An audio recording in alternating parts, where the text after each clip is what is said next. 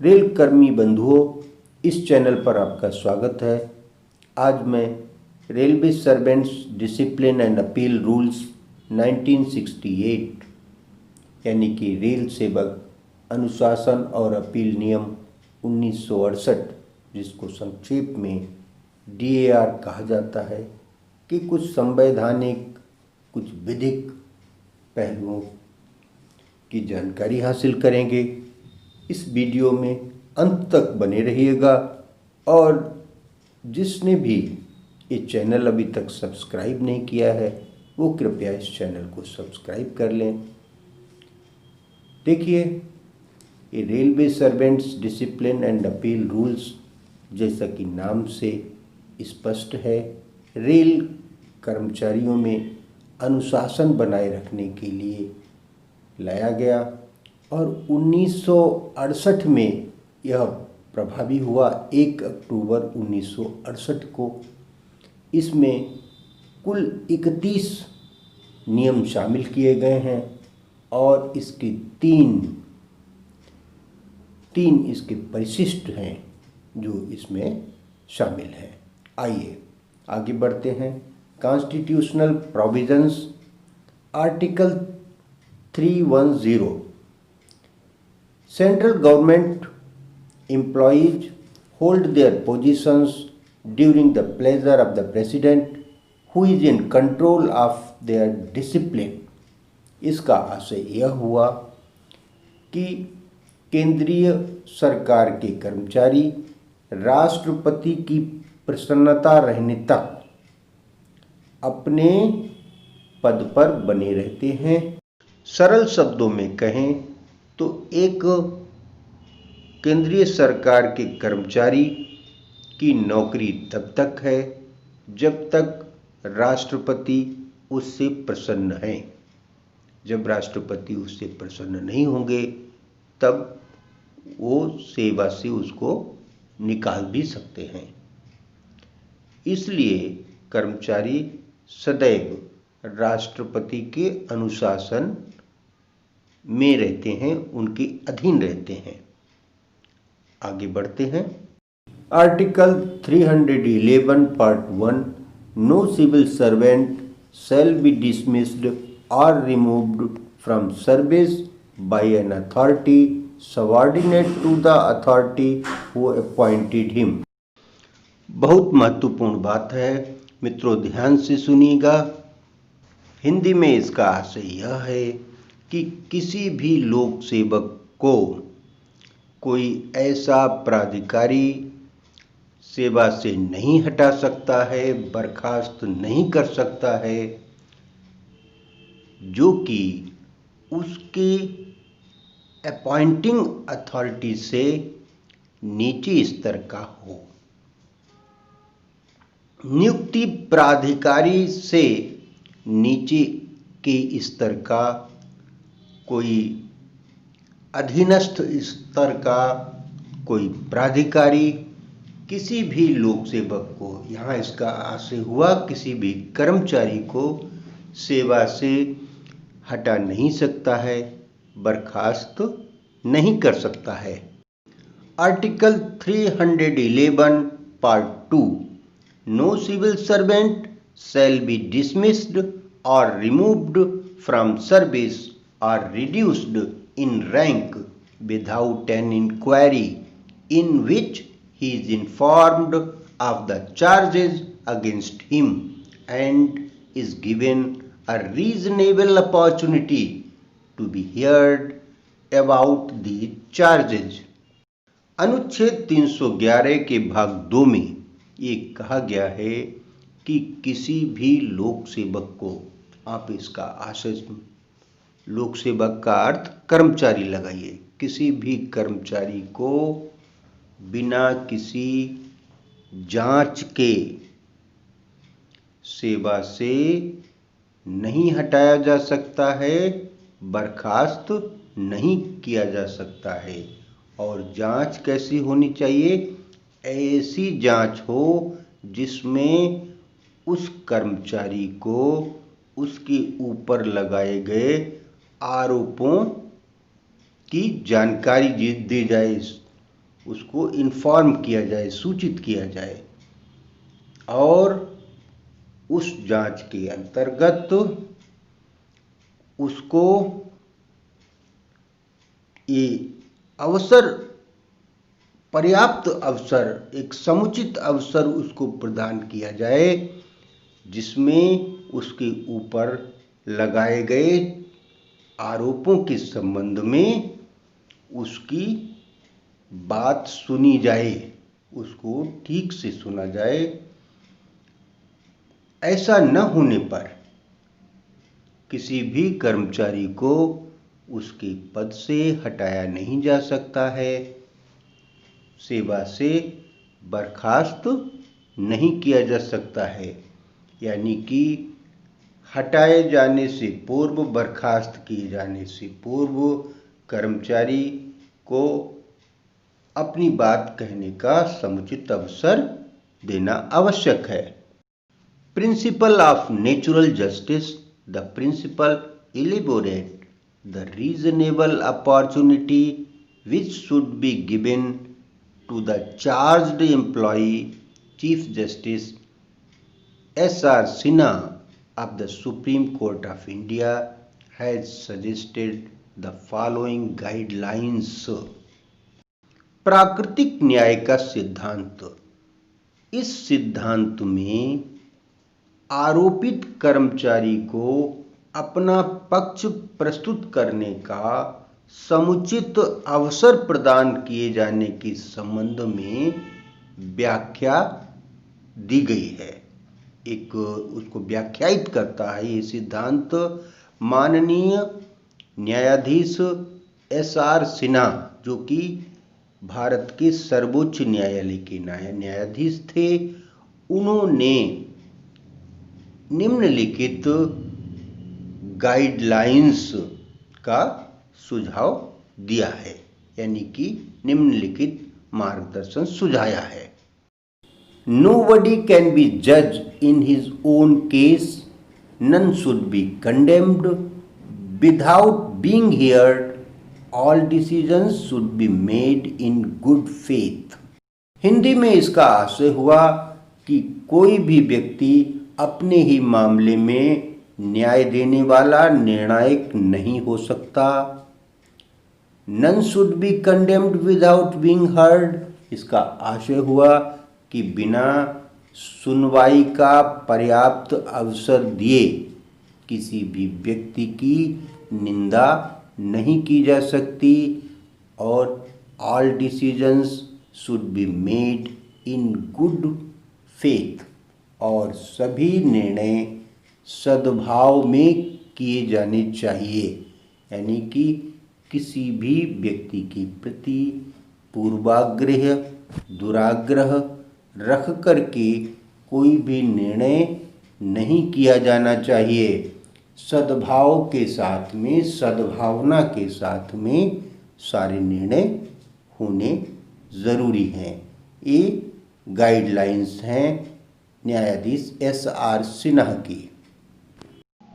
Appointing authority in relation to the railway employee, it means 1. The authority to make appointments to the service of which the railway employee is a member for the time being, or to the grade of service, to the grade or service in which for the time being he is included. नियुक्ति प्राधिकारी railway कर्मचारी के संबंध में इसका आशय इस प्रकार हुआ कि जिस सर्विस में, जिस सेवा में वर्तमान में रेल कर्मचारी शामिल है, यानी कि ग्रुप ए में, ग्रुप बी में, ग्रुप सी में, जिसमें भी वो शामिल है, उस सेवा में उसकी नियुक्ति करने वाला प्राधिकारी, उसका अपॉइंटिंग अथॉरिटी यानी नियुक्ति प्राधिकारी हुआ। अथवा टू द ग्रेड और service in which for the time being he is included, या उस ग्रेड या उस सेवा में जिसमें कि वह समय के लिए, फॉर द टाइम बीइंग, कुछ समय के लिए उसको शामिल किया गया है। उसमें उसको नियुक्त करने वाला प्राधिकारी उसका अपॉइंटिंग अथॉरिटी यानी कि नियुक्ति प्राधिकारी माना जाएगा। मित्रों, यहाँ ध्यान देने की बात यह है कि बार बार कहा जा रहा है कि railway employee is a member for the time being या टू द ग्रेड और service in which for the time being he is included. Time being की बात हो रही है, यानी उस समय, जिस समय यह तय करना है कि नियुक्ति प्राधिकारी कौन है, उस समय जिस सर्विस में या जिस ग्रेड में वह कर्मचारी कार्यरत है, उसकी नियुक्ति हुई है या उसको शामिल किया गया है, उसमें उसको नियुक्त करने वाला प्राधिकारी उसका नियुक्ति प्राधिकारी होगा, यानी अपॉइंटिंग अथॉरिटी होगा। वह नहीं होगा जो उसकी प्रथम नियुक्ति के समय था। बहुत महत्वपूर्ण है, ध्यान से समझें। Number 2, the authority empowered to make appointments to the post which the railway employ for the time being holds, यानी कि वह प्राधिकारी जिसको कि यह शक्ति है अपॉइंटमेंट करने की, नियुक्ति करने की, उस पोस्ट पर, उस पद पर, जिस पद को रेल कर्मचारी वर्तमान समय में धारण किए हुए है, वह प्राधिकारी उसका नियुक्ति प्राधिकारी माना जाएगा। और number 3, the authority which appointed the railway employee to such service grade और पोस्ट।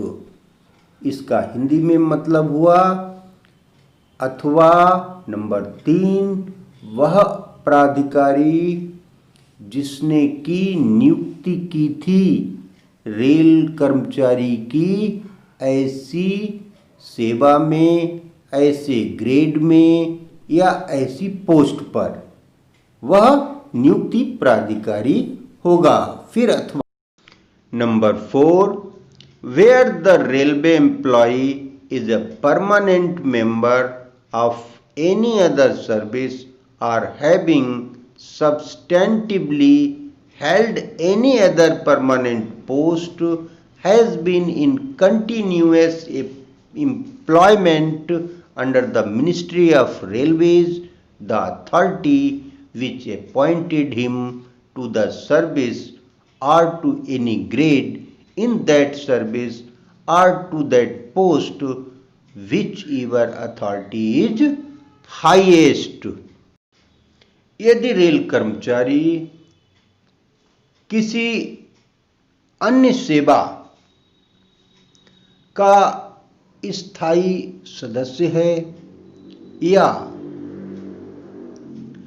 किसी पद को धारण किए हुए है और रेल मंत्रालय के अधीन निरंतर सेवा में है, तो जिस अथॉरिटी ने, जिस प्राधिकारी ने उसको उस सेवा में या किसी ग्रेड में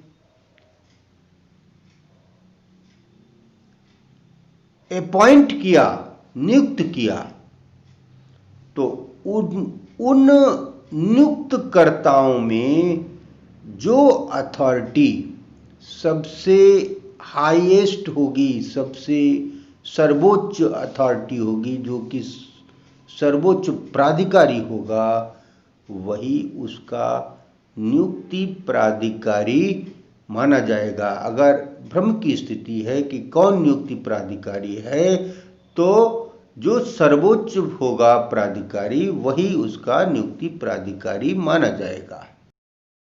disciplinary authority in relation to the imposition of penalty of a railway employee, the authority competent to impose him a penalty will be in normal course as per the schedule for this purpose.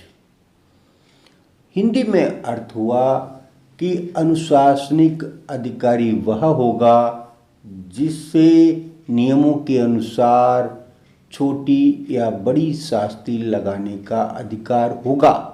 अनुशासनिक अधिकारी आरोप पत्र दे सकता है, वह कर्मचारी को दंड भी दे सकता है।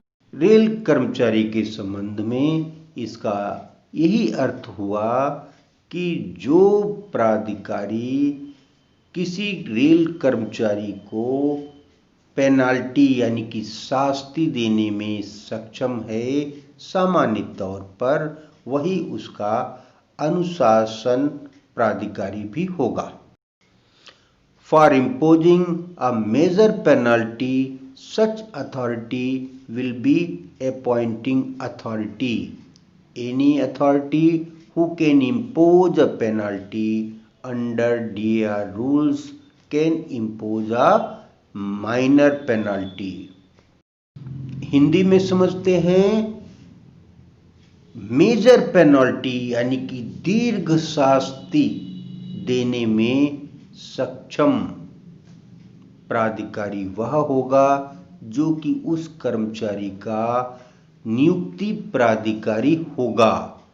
और कोई भी प्राधिकारी who can impose a penalty under DAR rules can impose a minor penalty। कोई भी प्राधिकारी जो कि अनुशासन और अपील नियमों के अंतर्गत कोई दंड दे सकता है, वो माइनर पेनल्टी यानी कि लघु शास्ति दे सकता है।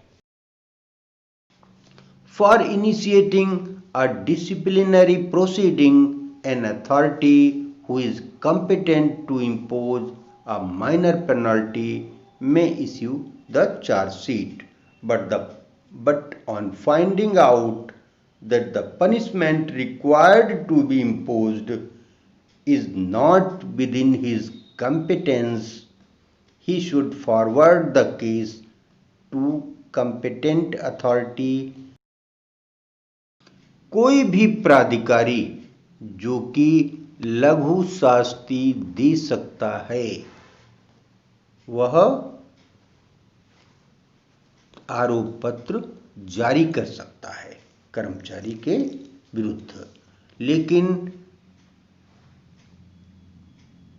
आगे चल करके जब यह पता लगे कि जो पनिशमेंट उस कर्मचारी को मिलना चाहिए, जो दंड मिलना चाहिए, वह प्राधिकारी उसे देने में सक्षम नहीं है, तब वह उस मामले को अग्रसारित कर सकता है उच्च प्राधिकारी के पास, जो कि सक्षम प्राधिकारी हो। किसी भी प्रकार की शास्ति यानी कि लघु शास्ति भी देने में सक्षम प्राधिकारी के द्वारा चार्जशीट दी जा सकती है, आरोप पत्र जारी किया जा सकता है। लेकिन यह पता लगने पर कि दंड मेजर पेनल्टी का दिया जाना है, वह उसको अग्रसारित कर देगा उच्च अधिकारी के पास। Inquiry authority, the official nominated by the disciplinary authority to conduct disciplinary inquiry is the inquiry authority. It could be the disciplinary authority itself or a single officer, supervisor or a committee of 2 or more officers।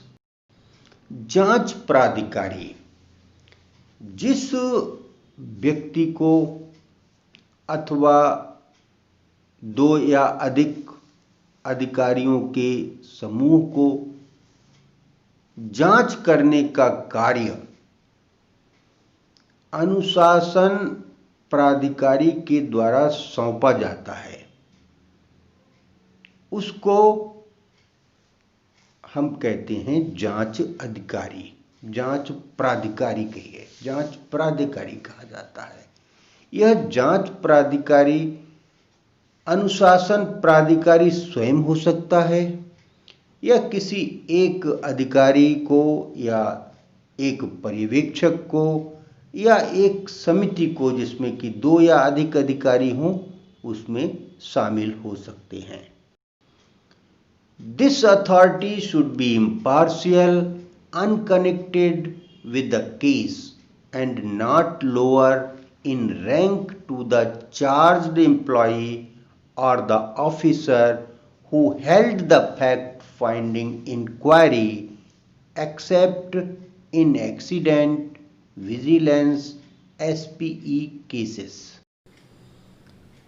इस प्राधिकारी को निष्पक्ष होना चाहिए, उस मामले से असंबद्ध होना चाहिए और किसी भी स्थिति में उस कर्मचारी से जिस पर कि आरोप लगाया गया है अथवा उस अधिकारी से जिसने कि फैक्ट फाइंडिंग इंक्वायरी यानी जांच की हो उससे निम्न रैंक का, उससे निचले रैंक का नहीं होना चाहिए। इसमें अपवाद है।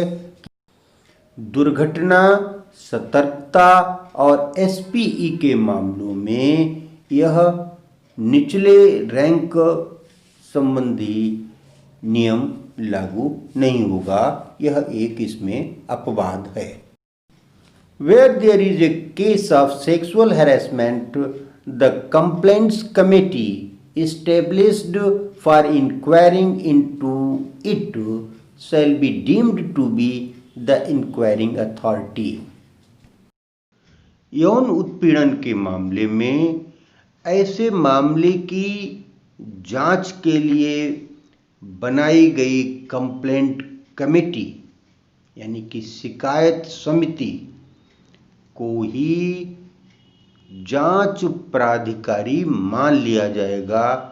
जो समिति जांच करेगी उस हैरेसमेंट की, सेक्सुअल हैरेसमेंट यौन उत्पीड़न के मामले की जो समिति जांच करेगी, यह मान लिया जाएगा कि वह समिति इंक्वायरिंग अथॉरिटी है, जांच प्राधिकारी है। Defence counsel, the charged employ में present his case with the help of another person who is known as defense helper or defense counsel। आरोपित कर्मचारी अपने मामले को किसी अन्य व्यक्ति की मदद से प्रस्तुत कर सकता है।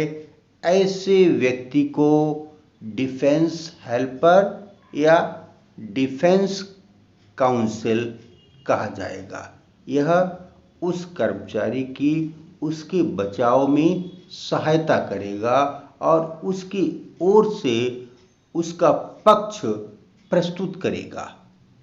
यह डिफेंस काउंसिल कोई अन्य कर्मचारी हो सकता है, कोई सेवानिवृत्त रेल कर्मचारी हो सकता है या किसी मान्यता प्राप्त संघ का कोई पदाधिकारी भी हो सकता है। यानी कि जो रेलवे की यूनियंस हैं, सरकार द्वारा जो मान्यता प्राप्त हैं, उनका पदाधिकारी, उनका कार्यकर्ता हो सकता है कोई भी defence council. He should not be a legal practitioner and should not be associated with the case in his official capacity। ये सब बात कही जा रही है डिफेंस काउंसिल के संबंध में कि डिफेंस काउंसिल कैसा होना चाहिए और कैसा नहीं होना चाहिए। यहाँ बताया गया है कि डिफेंस काउंसिल कोई लीगल प्रैक्टिशनर नहीं होना चाहिए, यानी कि कोई वकील नहीं होना चाहिए, लॉयर नहीं होना चाहिए। Should not be associated with the case, उस मामले से संबद्ध नहीं होना चाहिए इन हिज ऑफिशियल कैपेसिटी, अपने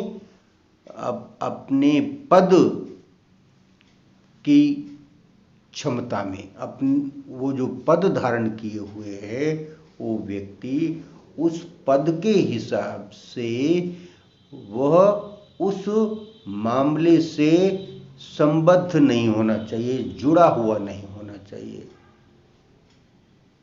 तभी वह डिफेंस काउंसिल हो सकता है। Nomination of defence council should be made within 20 days from the date of appointment of inquiry authority। इसका मतलब है कि इंक्वायरी अथॉरिटी यानी जांच प्राधिकारी की नियुक्ति की तारीख से 20 दिन के अंदर डिफेंस काउंसिल को नामित किया जाना आवश्यक है, उसका नामन हो जाना चाहिए। रेलकर्मी मित्रों, आपको ये वीडियो कैसा लगा कृपया कमेंट बॉक्स में लिखकर मुझे ज़रूर बताइएगा। इस वीडियो को अगर लाइक नहीं किया हो तो लाइक कर लीजिएगा, शेयर कीजिएगा अपने मित्रों में। इस चैनल को सब्सक्राइब कर लीजिए ताकि हमारे आगे के आने वाले वीडियोस आपको मिलते रहें। वीडियोस के नोटिफिकेशंस के पाने के लिए आपको दबाना होगा बेल यानी कि घंटे के निशान को दबा के नोटिफिकेशंस ऑन करने होंगे। धन्यवाद।